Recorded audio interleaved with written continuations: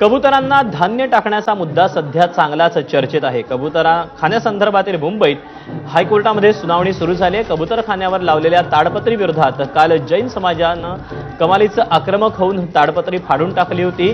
ताडपत्रीला लावलेले बांबू देखील काढून टाकले होते। मुळात राज्य सरकारनं कबुतरखाने बंद करण्याचं जाहीर केल्यावर हायकोर्टानं ही सरकारचा आदेश योग्य ठरवत कबुतरांना दाणे टाकऱ्यांवर गुन्हा दाखल करण्याचे आदेश दिले होते।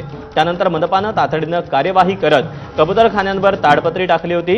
दरम्यान आता बुधवारी झालेल्या आंदोलनाच्या पार्श्वभूमीवर आणि राज्य सरकारच्या बदललेल्या भूमिकेवर या सुनावणीला विशेष महत्त्व आहे।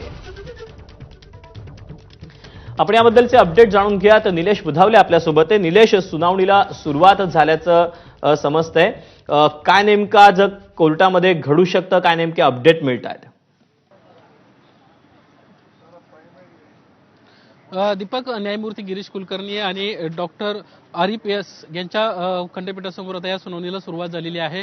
खरं तर बुधवारी ज्या पद्धतीनं दादरच्या कबूतरखान्यासमोर गोंधळ झाला होता आणि कोर्टाचे आदेश असताना देखील त्या ठिकाणी खाद्यान्न टाकण्यात आलं आणि त्यानंतर मोठ्या प्रमाणामध्ये आंदोलक एकत्र आले, गोंधळ मोठ्या प्रमाणात झाला होता। या सगळ्या घडामोडींच्या पार्श्वभूमीवर आता कोर्ट काय म्हणते हे पाहणं महत्त्वाचं राहणार आहे। खरं तर मुंबई महानगरपालिकेनं अद्याप कालच्या गोंधळासंदर्भामध्ये कोणत्याही प्रकारची तक्रार दिलेली नाही आणि त्यामुळं पोलीस देखील आपलं या सगळ्या घटनेच्या पार्श्वभूमीवर कोर्टाचे आदेश असताना त्याचं उल्लंघन झालं कसं या अनुषंगाने त्या ठिकाणी आपलं म्हणणं जे आहे ते मांडण्याची दाट शक्यता वर्तवण्यात येते। या ठिकाणी जैन धर्मगुरू देखील या ठिकाणी आलेले आहेत, त्यांचं देखील एक म्हणणं आहे। खरं तर कोर्टाने काही दिवसांपूर्वी सर्वसामान्य नागरिकांच्या आरोग्याचा विचार करता एक महत्त्वाचा निर्णय दिला होता आणि कबूतरखाने हटवण्यासंदर्भामध्ये सूचना दिल्या होत्या।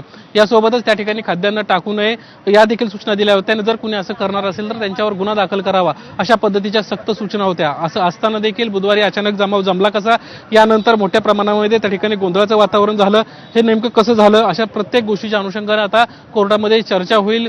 सरकारी वकील आपली बाजू मांडतील, यासोबतच जे पिटिशनर्स आहेत, पक्षीप्रेमी आहेत, यांच्या वतीनं वकील या ठिकाणी हजर आहेत, ते देखील आपली बाजू त्या ठिकाणी मांडताना पाहायला मिळतील। आणि आज कोर्ट या सगळ्या विषयाच्या अनुषंगाने काय नेमकी भूमिका घेत आहे, काय सूचना देत आहे हे पाहणं महत्त्वाचं राहणार आहे। अगदी काही मिनिटांमध्ये या संदर्भातला निर्देश येण्याची कोर्टाची शक्यता आहे। दीपक, त्यामुळे स्वाभाविकच आता आरोग्य, धार्मिक परंपरा, प्राणी कल्याण, राजकीय आणि सामाजिक एकंदरीतच तणाव पाहता कोर्टाचा निर्णय हा अतिशय महत्त्वाचा असणार आहे।